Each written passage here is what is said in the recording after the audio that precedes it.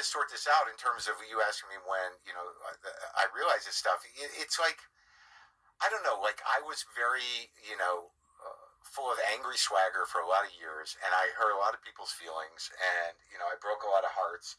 And I don't know that, it's taken years to take any sort of, responsibility for that, because I was completely selfish. And I talk about this lately. I really don't think I realized, just the depth of what an asshole I was. And there were people that have different experiences with me.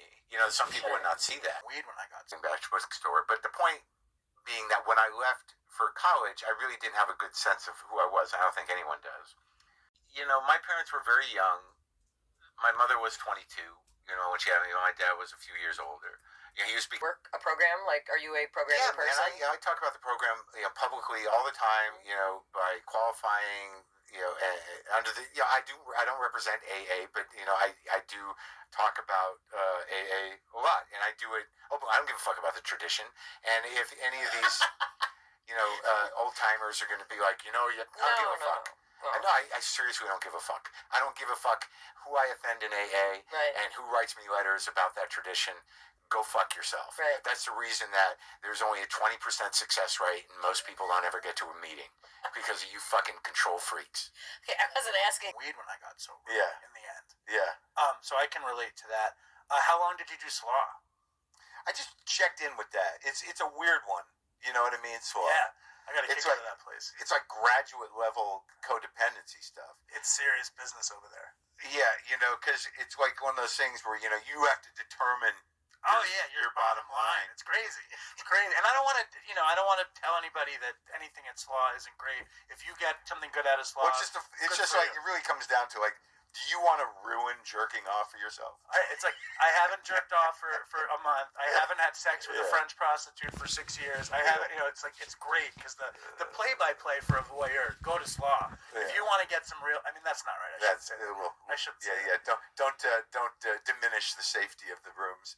I want to ask you something very serious. But I learned something there. I did learn about sexualizing and objectifying and, getting onto yourself around that kind of stuff. But I didn't stick in that program. Al-Anon was helpful.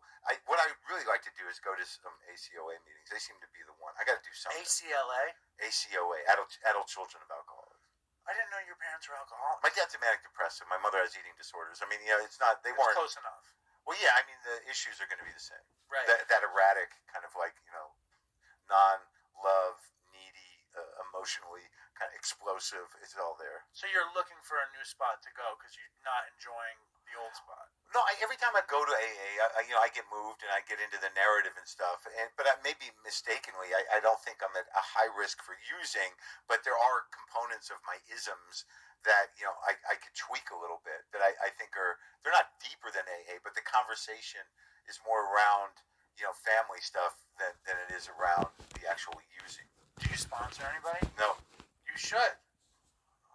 You should. I know, I know, but for you, not for them. I know, but the boundary thing gets a little weird, right. And because I'm a sort of a low-level public personality, I don't know what their intentions are. I get it. Obviously, I would imagine. Have you done work on that outside of comedy? I think so. Look, I've gotten a therapist on and off in my life. I don't feel the need to be medicated, but I've tried that in the past too. But I had a lot of other stuff going. I had the repercussions of whatever my childhood was, whether it was drug addiction or compulsive sexual behavior, all that stuff. I've ridden through a lot of that stuff, and some of that stuff you wrestle with for your whole life. And I've been sober for a long time, but I've gone to therapists to contextualize stuff, I guess, because you get to a certain age where you know how you're fucked up, right? So you can go to the stuff, I don't know if it's like a smart bit of investigation comedically, but there's something that really bothers me. Look, I'm an old dude with no kids, and I still have some life force. Yeah. And when people criticize men for dating younger women, it's sort of like, you're talking about them like they have no agency. So if you're going to be critical of that dynamic and it concerns you about the woman, maybe change the age of consent to 30. the age I'm at and the type of emotional expectations I have, like, or what is normal and what should you be looking for. There's this idea that that about relationship, about what is good and what isn't good. I don't know. It ultimately comes down to whatever floats your fucking boat, man. Yeah. That's the truth. It's like you can't judge yourself against other people or buckle to a certain sense of normalcy, whatever that is, because life is short and weird. Yeah. I'm a pretty good guy. It's like, no, you weren't really. There seems to be a pretty good chunk of time where all the evidence indicates you weren't the greatest guy in the world. But do you think that has anything? How long are you sober, by the way? 23 years, I think. 23 years. Right? It's going to be 24. What is this? 99.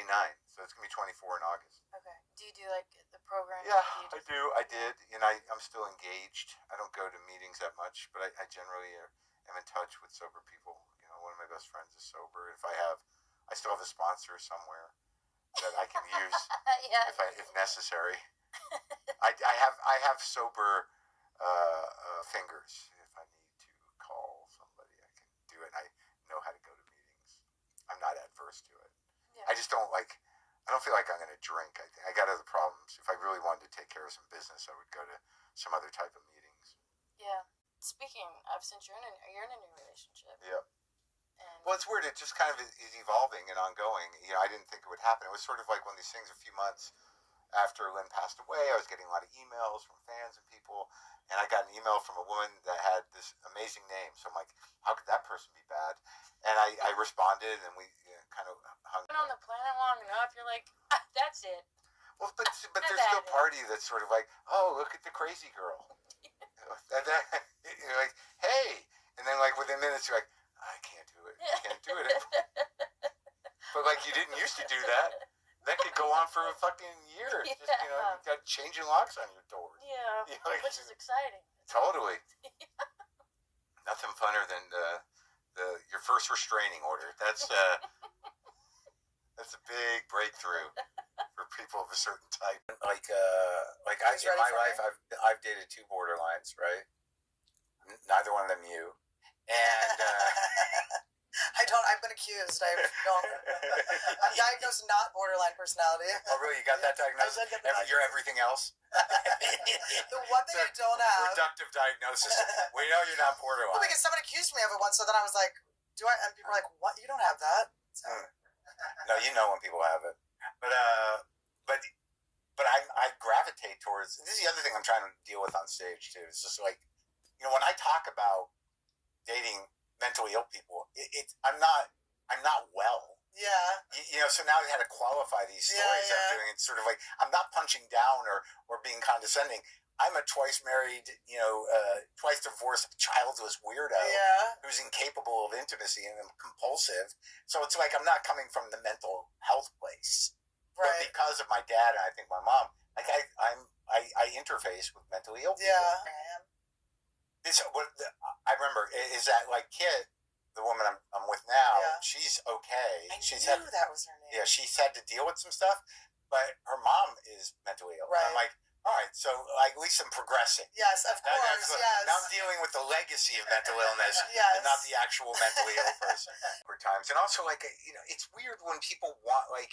There's some part of me that if somebody wants to have sex with me, like I feel like I should. Right. I think a lot of. Were you not cool in high school? No, not really. It took me a long time to get the hang of sex. Yeah. I definitely didn't have any game in high school. Yeah. I think And that I was not no having good at game in it. high school creates men that are like, I have to have sex with anyone who offers. Yeah. I can't.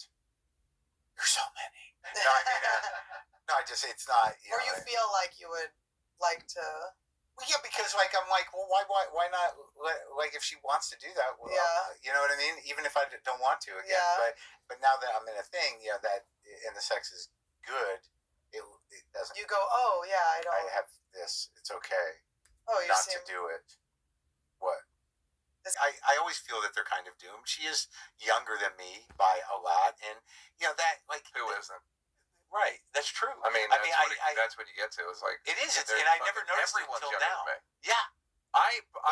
You're like a lot I'm 10 years younger than you. So what I'm saying is, but I've always had the thing.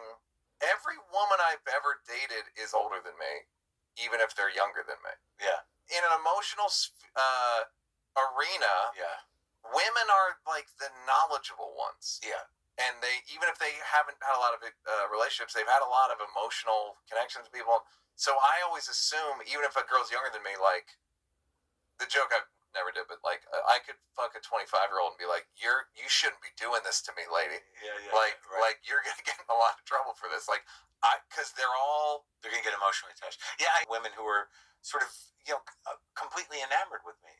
It's that joke I'm doing now. It's like, I'm not looking for younger women. I'm an all, I'll take all legal ages kind of guy. It's whoever's most obsessed with me. Yeah. But I've got a lot of guitars, but I'm not really a guitar collector. And, but I want to get rid of them, but and just just have a few that I like and maybe one or two amps, because I'm not a real musician, right? And I just want to, I don't. But anyway, I'm going to give my friend's daughter the J. Mascis Telly that I got from Jay, because I think, she's like, I had to go buy a case for it. She's like 15, and she's into Phoebe Bridgers and Boy Genius and Taylor Swift, and she's getting pretty good at guitar. And I'm like, fuck it, do you want an electric guitar?